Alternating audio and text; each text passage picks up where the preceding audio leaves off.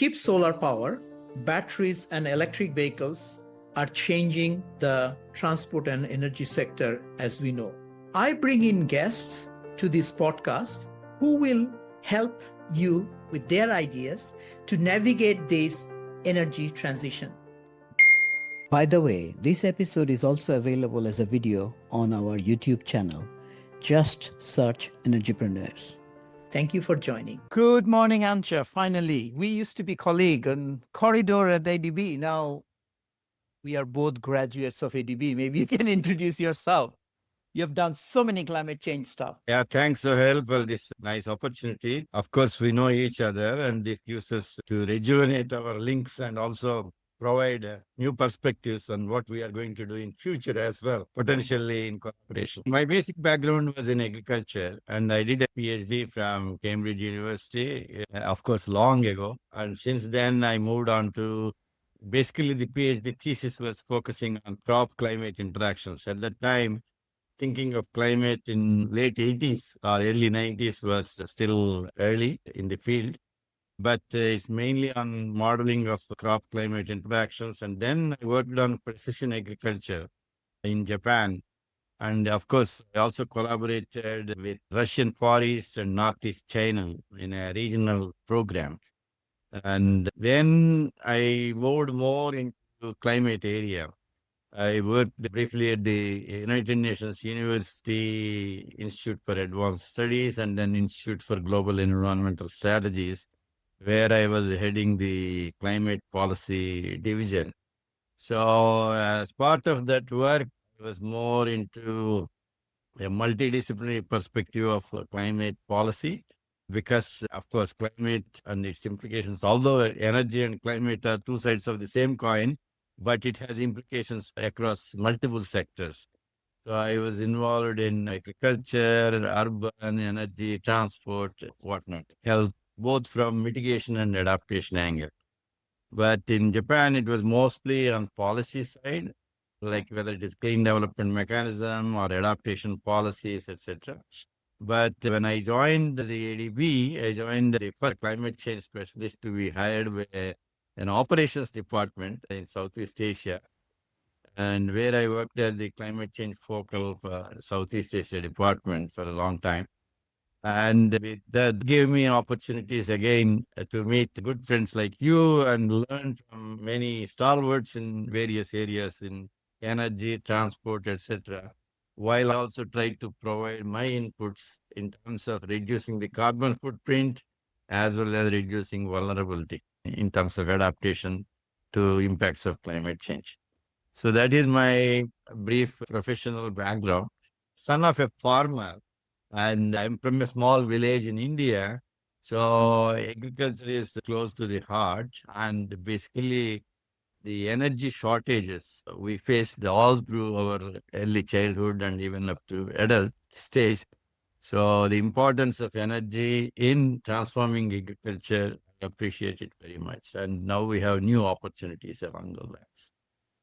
Yeah, people from agriculture background, these are the people who are able to produce their own food. Others are just off-takers, right? Yes. But unfortunately, now the systems have developed so much that the farmer is being neglected. This is where actually the trade-offs should be carefully assessed.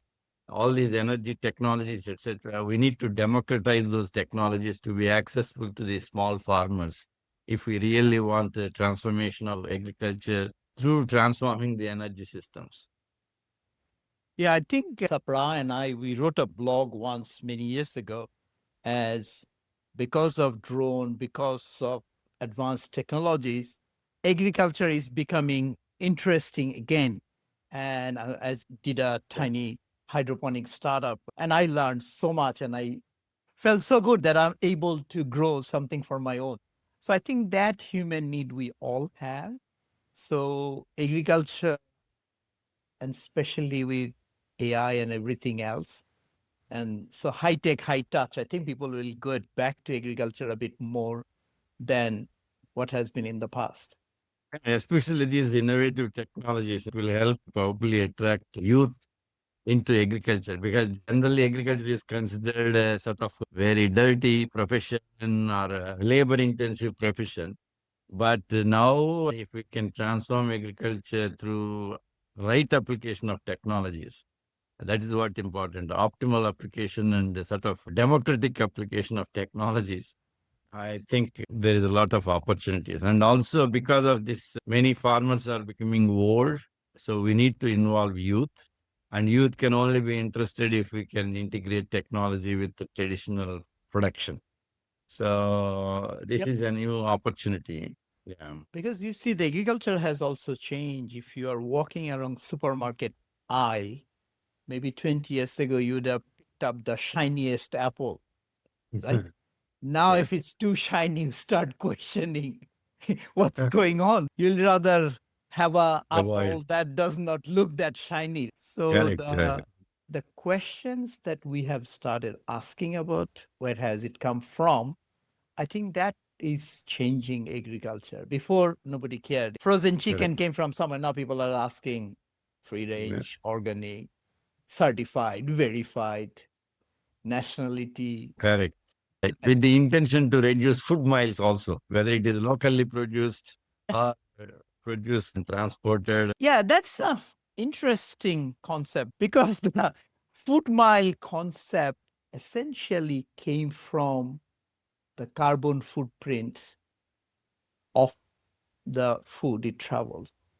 But if we can run our transport with electric vehicles from solar charge, then that becomes less of an issue than had it been in the past, no?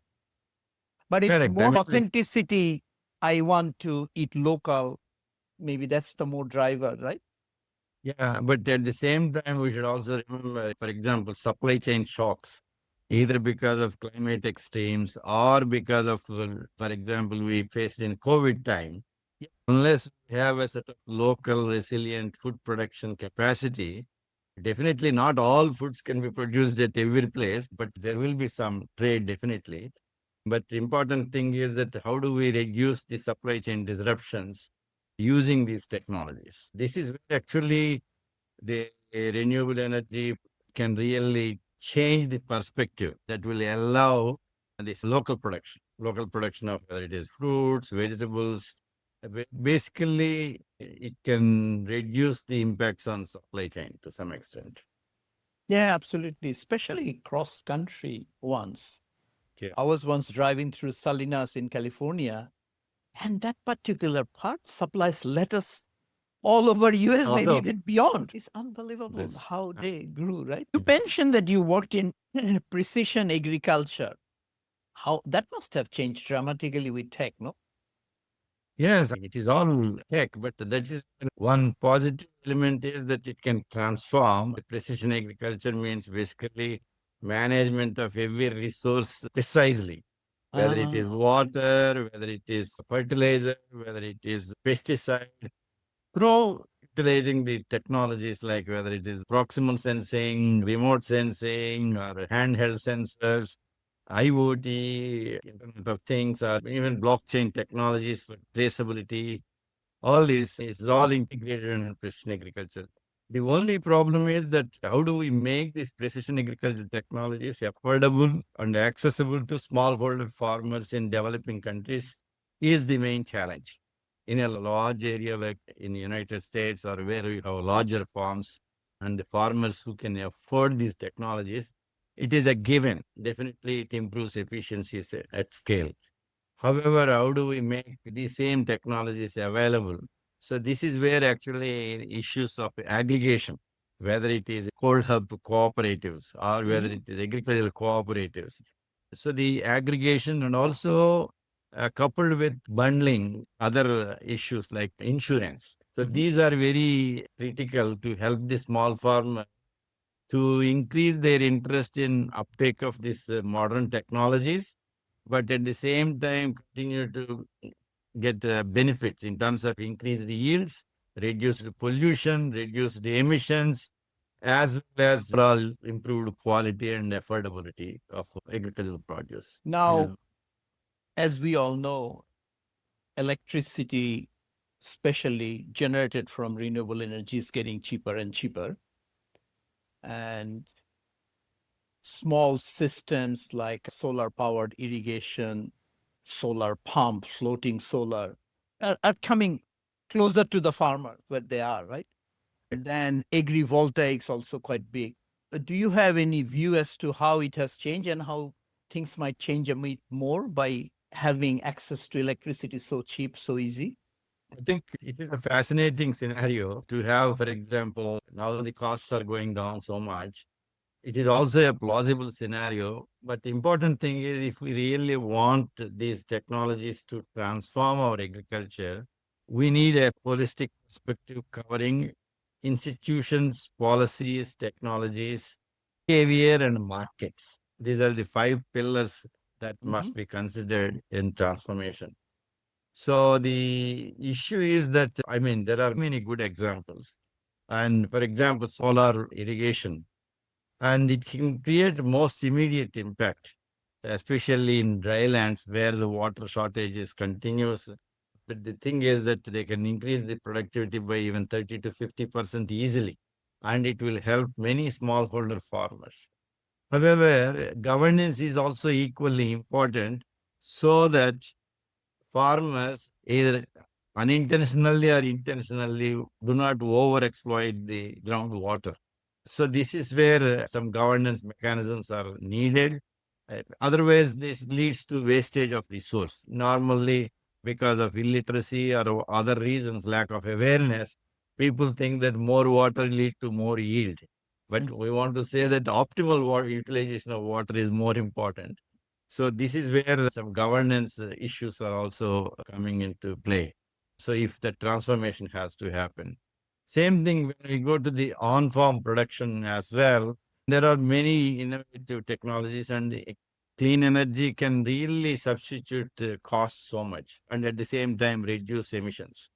So because this has potential to really affect every link of the agricultural value chain, right from production.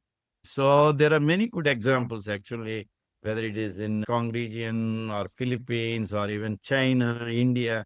There are many pilots, and there are actually, in fact, large scale this thing also. For example, in India, they have a Prime Minister's program, PM Kusum. They have piloted with 300,000 farmers. They got 30 to 35% higher yields just using the solar clean energy technologies in production time. Again, to what extent the governance is effective in making these technologies available for smallholder farmers is very important, because otherwise it's corporate farming that will make use of these technologies so at wide scale. So the smallholder farmers may be disadvantaged. So that is where the governments also play an important role. How do we democratize this access to these technologies? Then we go to cold storage also. And I was saying that isn't it safe to keep government out of all of those? Look what happened in Pakistan, right? Big projects, even Asian Developing Finance, a large coal project many years ago, last project, big hydro, mega hydro, and then the people said enough is enough. And I interviewed Danny Kennedy. He was Yeah. saying that people just looked up the YouTube videos, how to do solar, and they did gigawatt scale solar overnight. So I think even for the agriculture situation, if coming back to what we said earlier, if young people could be attracted to come in, and your main input It of can take agriculture up. is energy and Correct. transport. With electric vehicle, most and drones, that could be free, and energy input could be free. All you need some people with ideas and technologies. I think it's better to keep government away, no? Of course, No, but I and mean, then community can manage the resources, water resources, as you mentioned, groundwater, right? correct. Now, the issue when I say governance is that in many developing countries, the rule of law is not effectively implemented. So the laws may be there. So if the laws are effectively enforced, definitely the government has no role. Basically, the private sector can take care, or the youth can take care. For example, this vertical farming, whether it is a hydroponics or even this is so important for urban and peri-urban areas. And this technology, whether it is lighting, heating, cooling, everything, if we can get the cheap, low cost energy, that will save a lot of money and we can get a high quality product and it will be available, affordable, and also quality. Quality is also now many consumers, especially in urban areas, are quality conscious, but they're not getting enough quality products. And so this is one area that can really help. And in terms of value addition, you mentioned this decentralized solar powered cold storage, etc. This is going to again transform. But here again, I don't think in developing countries we are ready to have these cold storage facilities managed by either private sector or this one because we don't have basic rural infrastructure. We have proper roads and etc. So that is where actually the government still need to plays an important role in providing the right enabling environment in order for the private sector to really take off into whether it is cold storage or transport, refrigerated trucks. If the roads are very bad, what I mean, the time invested, the energy invested, everything is it doesn't work out well. So I think there is still, at least in many developing countries, still there is a strong role to provide that basic infrastructure so that the other energy infrastructure can take care. The other point is aggregation is very critical because 70% of farmers are still small farmers. Nobody is going to have a sort of pure cold storage or own a refrigerated truck or something like that. So this can only be Uberization, a Uber concept. We need aggregators. We need this innovative financing models to support whether yeah, pay as you go type something. So we need new business models also to really improve the penetration of these technologies so that they can be available for actual farmers, the smallholders. Yeah, So ultimately financing, yeah. People will come and set it up because I interviewed Tim Ryan last week, and Tim was saying that in Australia now, a lot of farmers get another income because you put a wind turbine and you get $30 to $50,000 a month, fixed income. So agri-voltaics could be a huge income. And if the government tries to centrally control those, of course, the corruption issues comes in. All sorts of rent-seeking behavior comes from whoever has power. But if it comes bottom up, communities getting together, because technology is very cheap. So I think the communication and understanding it's very important because I'm just thinking every school can provide a cold storage very easily.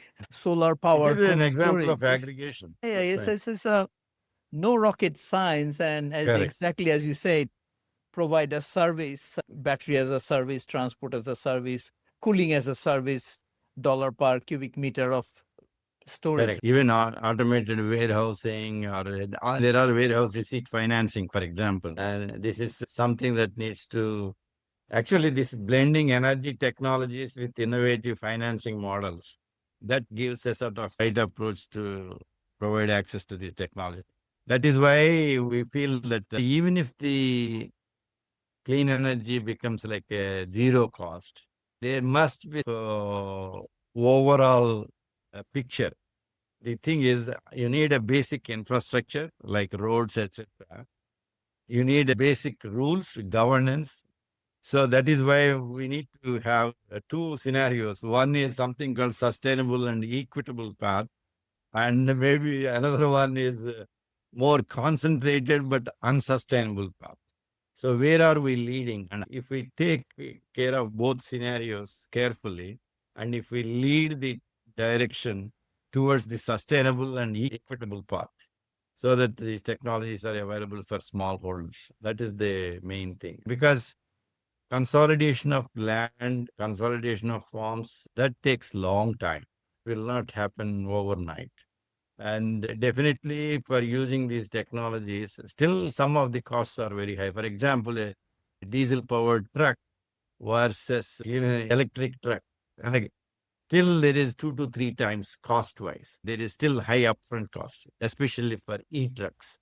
So there is a definitely the costs are going down, but still we are not at a stage to totally shift in terms of daily usage. That's what I wanted to say.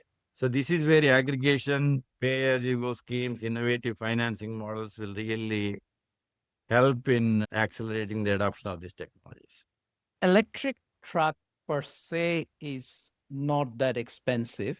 Depends what cost you are looking at. Because if you look at a Upfront life cost. cycle cost, it's way cheaper. So That's the right. issue is there.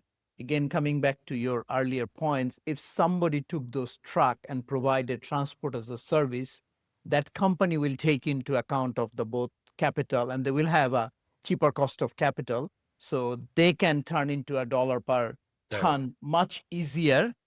And right now, because there's no volume, so it's growing very slowly. But I think that will come. But I personally think for agricultural transport, another mode could be distributed, like we have seen in Kyrgyz Republic, people come in and sitting tomatoes from the back of their truck or back of their car. So all those little farms, they could send their produce, lack of a better word, yeah, they're produced by drone to a central place.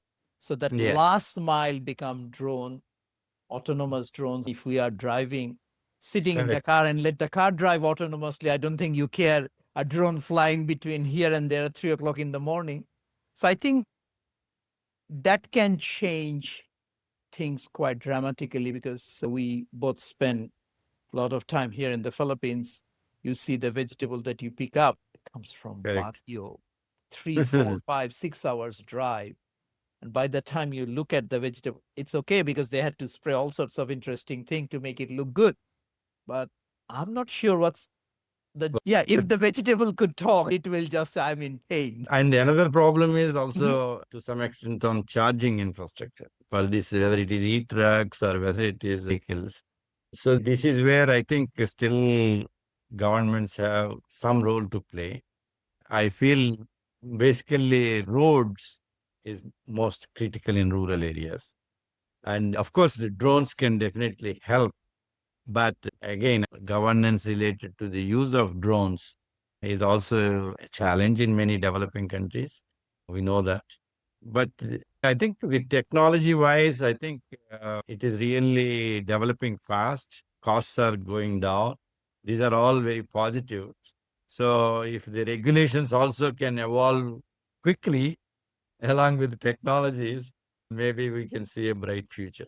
Yeah. Yeah, I think regulation will never catch up. Look what's happening with the drone because regulation is a knowledge game. You need to understand and develop scenarios. And Correct. first principle, of course, you can regulate from first principle, but on this new technology, you have to think, especially if you're trying to address equity issue, it needs a lot of thinking. So regulation will keep Correct. on trying to catch up. But coming back to the point that you mentioned, electric truck won't be that expensive because if it's going through a bumpy rural road, average speed will not be more than 5 or 10 kilometer an hour, or maybe 20 max. No, Yeah. 20 Mac. so get a electric car for a truck for 100 kilometer. You may need what, maximum 30 or 40 kilowatt hour. Truck roofs can give you a couple of kilowatt hour. And yeah, I Yeah. think charging issue is a bit overrated because rural areas, traffic clogged roads, things don't move that fast, no? And also in case of climate extremes, whether it is a flood or whether it is basically if the road gets wiped out because of severe floods, these situations actually also must be considered how climate is impacting this infrastructure development itself. So when we say at least this is the recent analysis that I have looked at. So they say that in India, for example, they looked at it in Maharashtra. They have good systems, but the poor infrastructure, poor road infrastructure. They are saying that the costs gained by zero energy will easily be nullified because of this poor road infrastructure. So that is the one thing we need to be cautious of. That is why we need to go in stages rather than adopting the technology everywhere without any thinking of the basic enabling environment required. Yeah, They also proved in a good area, solar pumps and electric tractors. They said that it increased productivity by 20 to 40% and reduced the cost by almost 25%. So there are very good examples of success stories, but again, it depends on the location of the study. yeah. Thank you for explaining. But the one point that also you mentioned, I want to highlight a bit the climate adaptation issues, and the roads are not built to 100-year flood happening every year. Roads are built 100-year flood happens once in 100 years. So in those situations, I personally, I mean, I have a very strong views on this that eventually maybe all electric transport needs to be pseudo amphibian. When we are doing a project in the Philippines, electric tricycle, I remember a company came up with two electric amphibian three-wheelers, which I took. I actually have videos. Maybe I should post in the Manila Bay. And so I think, and BYD cars, you have seen videos around Yeah, that they're going through water, because that may be the biggest climate adaptation principle applied to transport. Because all you need is a submersible motor and the batteries needs to be sealed very tightly. So the correct. technology enables, because we don't Yeah, need to be those that close to the possibilities. road. Yeah, those possibilities are always there. Actually, the drone has revolutionized that point of view. For example, drones now carrying goods and also in many ways actually, even for simple planting of forests in inaccessible areas.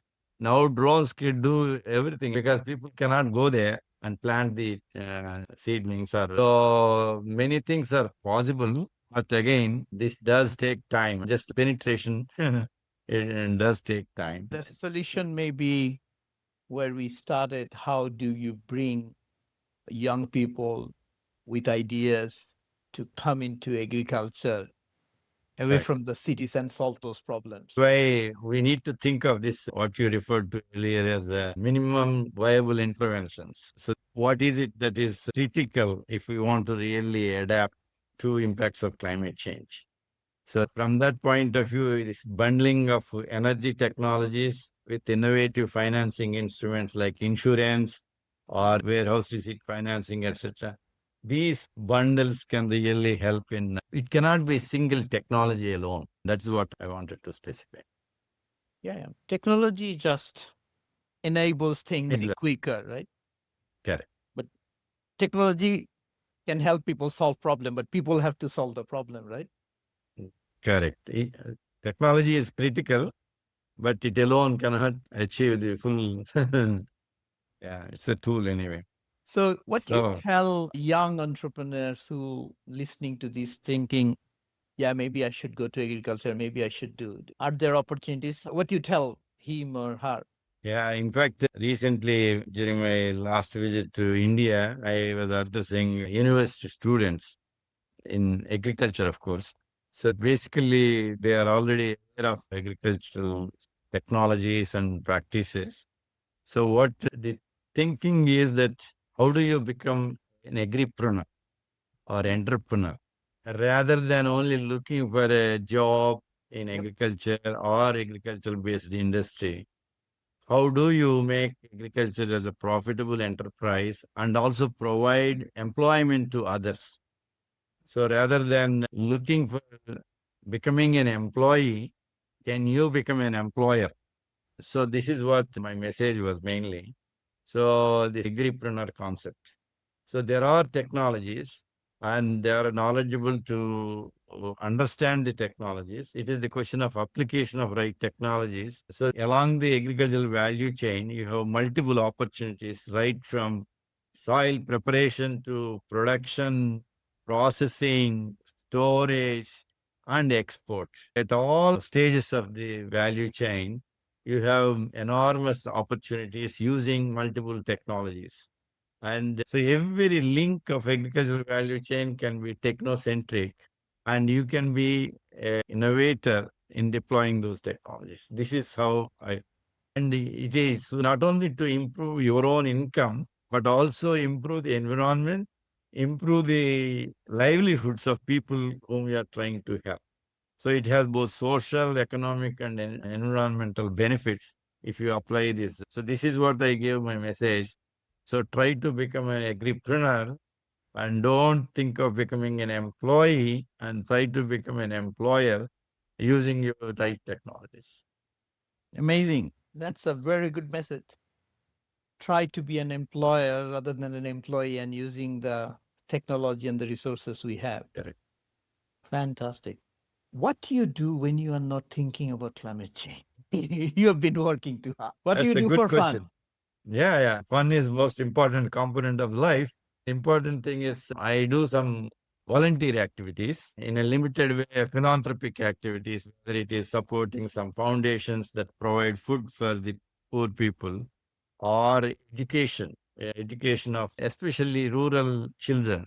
Because I passed through that phase, I know the value of education, but education is not accessible to people who need it most because of poverty and other associated issues. So we also help some people and basically adopt the education part, not the whole livelihood. So we provide through foundations, etc. We provide some sort of fee until they graduate, etc. Not many, maybe 10, 15 children um, through foundations. And also food is one thing. Yeah, this education is another thing. And the third is that there is Sustainability Foundation in India. So they have many activities in universities and basically teaching, giving ideas, either virtually or physically. They organize a meeting or something like that, a keynote speech. So these are some of the things Amazing. when So, we don't think about climate change. yeah, thinking about climate. And how can people reach you? Mostly through LinkedIn or? Yeah, it can be through LinkedIn or even, yeah, actually, because of just Google search, my name, we can get the information, contact information. So many people do contact for such collaborations. So I welcome any new contacts as well. You worked in so many different countries. I was thinking just say Mongolia, highly dispersed population, huge landmass. Then the Philippines with 7,000 plus islands. Then in Bangladesh, the highest concentration of people per square kilometer, right? All Yeah, these different countries have different challenges in terms of climate change, right? What are the minimum things they should do? What should they do? It's happening, right? It's happening. correct. Philippines just had a typhoon, two, three Yeah, typhoon one in last two another, weeks, right? two typhoons. No, for example, in Bangladesh, flooding and salinity is the key impacts, basically. Of course, they also have areas with the drought, especially in Thakurgaon or northern parts. But Bangladesh is known for the salinity intrusion as well as regular flooding. So what do we want? Basically, a viable intervention in agriculture could be first focus on flood and salt tolerant rice varieties or other crop varieties. That is one of the most critical. And combined with, there are already good progress. Bangladesh Rice Research Institute has done some good work. And there are International Rice Research Institute also has some released some good varieties. The issue is that the varieties are available, but the multiplication and distribution is the challenge. But they can provide up to 30 to 50% higher yields, even in under flood situation. And then in case of dry areas, for example, dry season, solar pumps, they can also be very helpful. The solar irrigation. And there are many areas in Bangladesh that can benefit from solar irrigation, especially in dry season. And coupled with that, we need a micro insurance products. Micro insurance, if the flood level is certain, if it is 30 centimeter, 20 centimeter flood or intense rainfall. So basically index based crop insurance, but micro insurance. And the payout should be very immediate, like a digital payment system. So that is why earlier we talked about blending of the technology plus financial transformation is very critical. So if we have these solar powered pumps and also good varieties and also good financial product, this can be a good, viable intervention at a micro scale in many parts of Bangladesh. Same thing with Philippines in case of typhoons or droughts or even recent floods associated with typhoons also. So here again, Philippines, of course, they produce a lot of vegetables and fruits and other things. So as we discussed earlier, important thing is distributed cold storage systems. If we can have powered by renewable energy, that will be a game changer. Distributed cold storage systems and also even drying facilities powered by renewable energy. At each barangay level, if we can have that infrastructure, whether it is private or public, does not matter, but every barangay should have that. If we have that, and then some training on this, how do we cope with impacts of climate change? Not only varieties, climate resilient varieties, but also climate clean schools. How do we really reduce the carbon footprint? Some training is essential. Then you look at the combination of third component is financial product, like a parametric typhoon insurance. And when you get typhoon. So rather than really looking for damage assessment and other things, once there is a typhoon, the payout should be automatic. So this type of integrated system, I mean, it could be blended into input loans or something like that. There are many innovative schemes. So important thing is the small farmer should be readily paid out once he loses the crop immediately. So rather than, because traditionally insurance people want to go for damage assessment and the payout takes forever. And in Mongolia also similar MA bundle can be thought over. For example, Mongolia, they are mostly dependent on livestock. And for the livestock, one of the key issue is the fodder banks unless they have a regular supply of fodder for the livestock. And these fodder banks can be associated with the solar powered greenhouses. I mean, the solar powered greenhouses can produce the fodder, and that gives a secure supply of fodder for the livestock. And the important thing is in Mongolia, livestock index insurance. Because again, once the cattle die or whatever, the farmer should be supported through this insurance mechanism. And here again, that remote sensing technologies or other technologies can really help actually to design that livestock index insurance. And finally, linking with the community managed water wells, again powered by solar pumps for this livestock production. So the energy can be a key component, but if we can blend optimal financial products like insurance, all this can really work out well, I think. Interesting, because you are talking in terms of future tense. That means none of this has happened.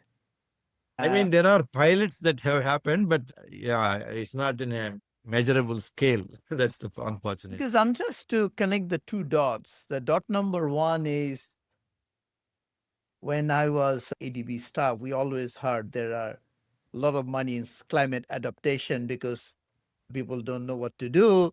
But climate mitigation is very easy, and you do a climate mitigation project.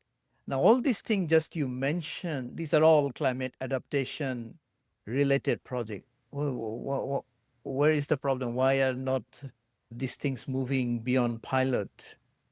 The thing is that this is where building the business case for this integrated product, insurance, come solar powered production, all these things.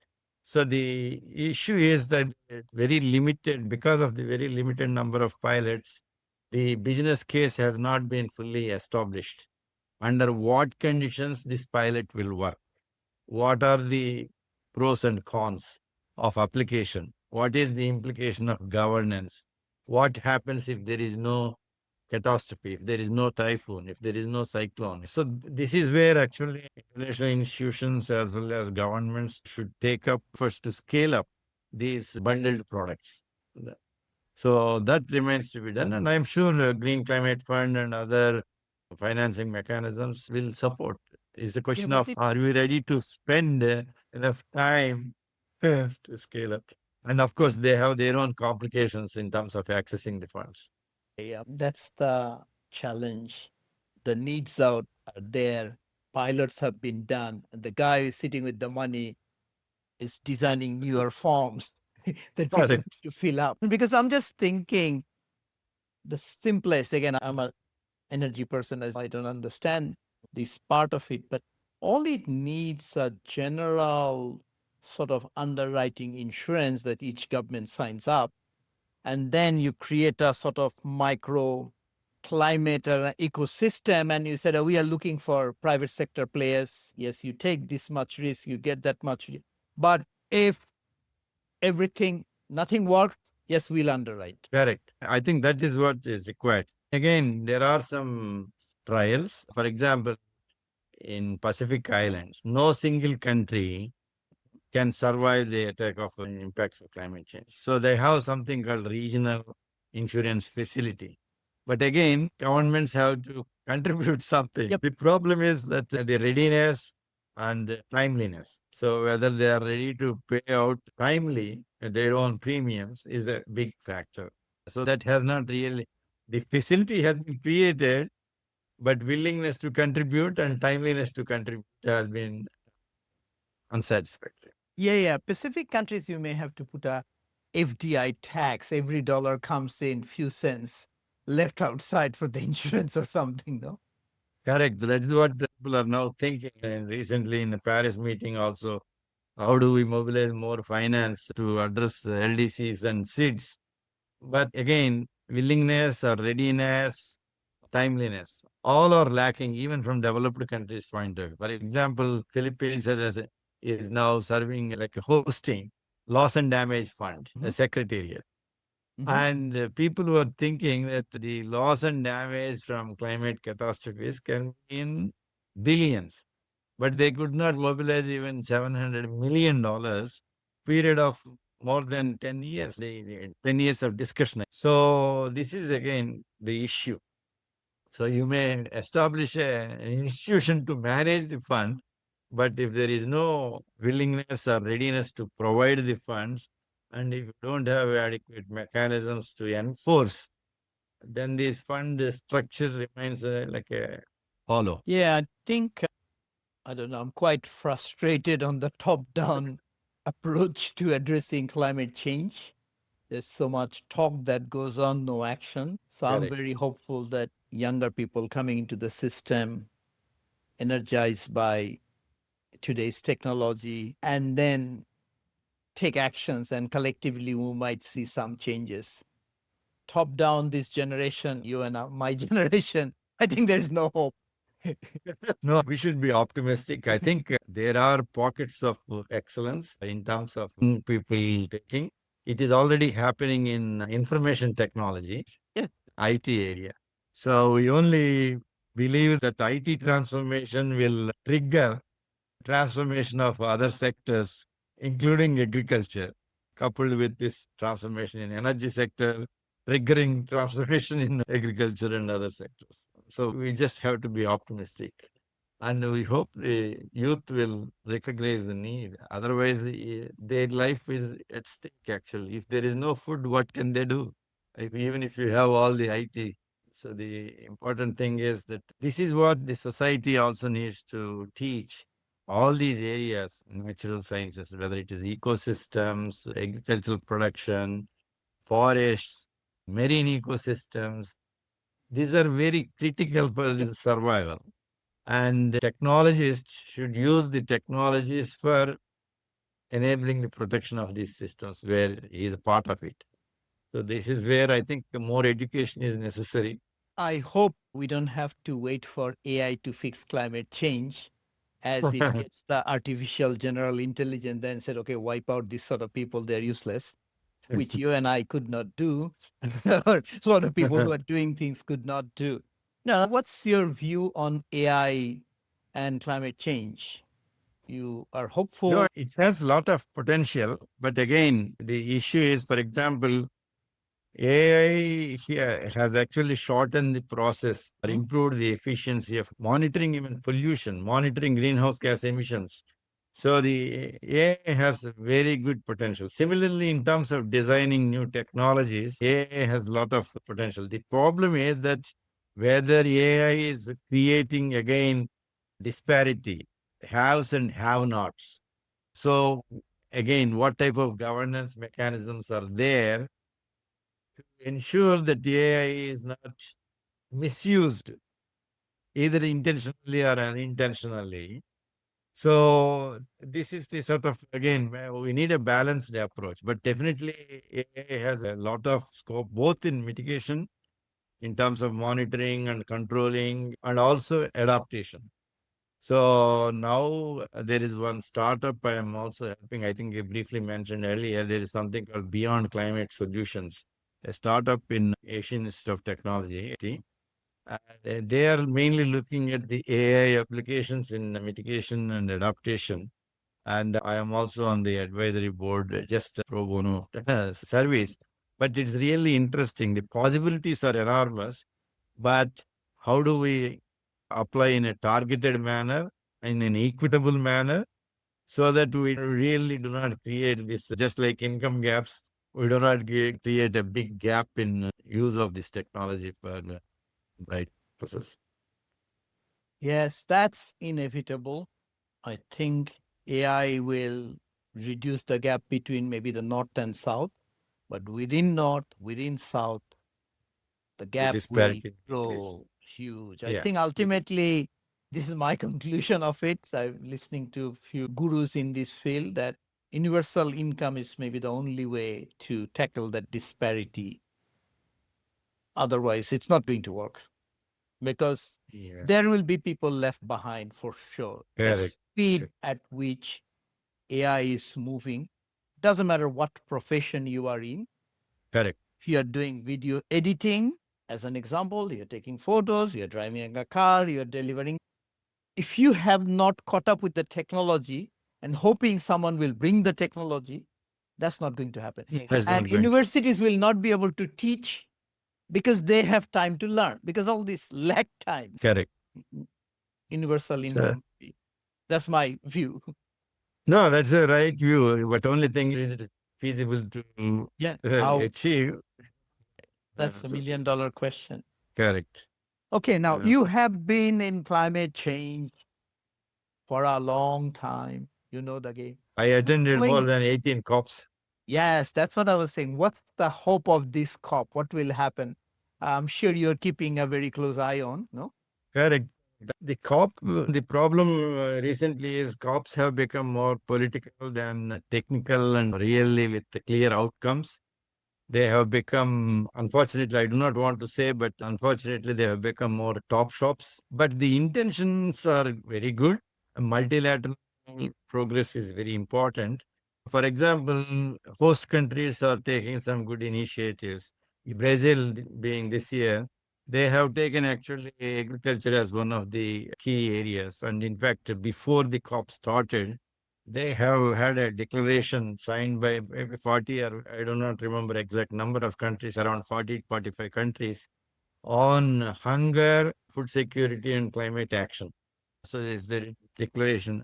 And for that, actually, Brazil has shown some good pathway forward. Within 2 years, now Brazil, they have removed, the United Nations has removed Brazil from the hunger map. There is no hunger. They achieved this progress in 2 years under the current Brazilian president. So if it is sustained over time, this is a marvelous achievement. And similarly, China has done the same way in terms of absolute reduction of absolute poverty. My wish is that models like Brazil can be adapted and replicated elsewhere, because it is a shame to have 640 or 840 million people still, even in this day of excess food production. So as a collectively, it's a shameful fact to see that much hunger. So Brazil has taken that initiative in terms of agriculture. The other thing is that, of course, in terms of energy and other innovations, they are already there. There are many. You and I have attended so many COPs and we saw many technologies being demonstrated. The issue is that the deployment of the technologies at the scale is something that needs to be checked again. This CTCN, climate technology networks and other things they're trying to see. So one is this technology, there is some hope. But of course, most important and very limited progress is about the financing.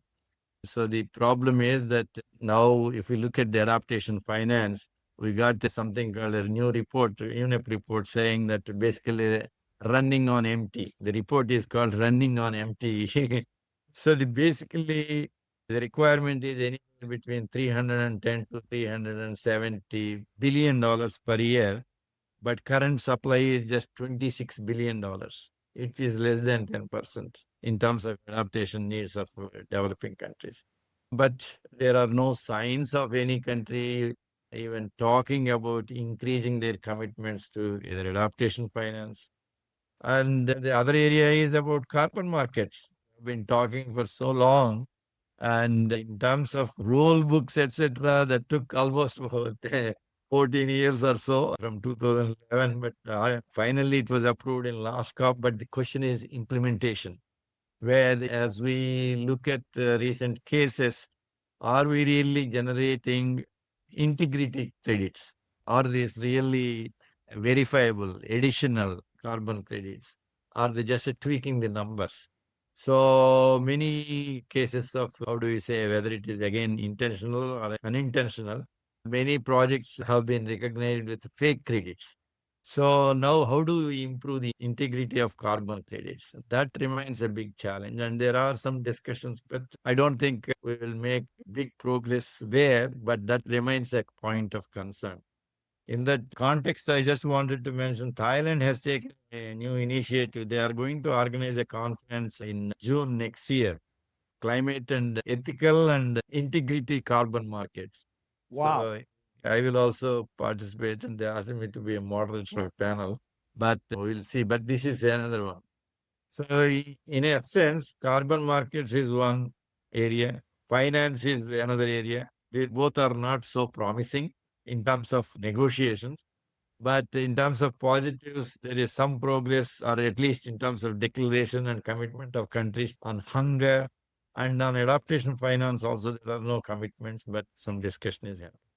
Good. So not much. We can't expect some big bang, maybe some big bang announcements and others. And I think also because of US position on climate change, there's a lot of hush going on as well. People don't want to put things out, Correct. especially They are very much multilateral upright. institutions. US is a majority shareholder in all of those. So it's interesting how the world is. Ancha, is there anything else you want to share? Thank you so much for your time. Anything else you want to highlight, please? No, thank you very much. This is really a very nice conversation, and I want to congratulate you for hosting this excellent podcast and basically a very frank discussion of current challenges facing the countries of the world. But I think these discussions are useful to catalyze further thoughts, actually, how best we can move forward. And for that, I congratulate you. Basically, you're a visionary to think about these things. But I hope future discussions also will contribute to your final goal. Thank you. Thank you. Thank you. Really appreciate that. Thank you. Yeah, we all try in our own ways. Thank you. We hope you enjoyed this episode of Energypreneurs. If you enjoyed this, don't forget the full video is on YouTube. Just search Energypreneurs. Thank you. See you next time.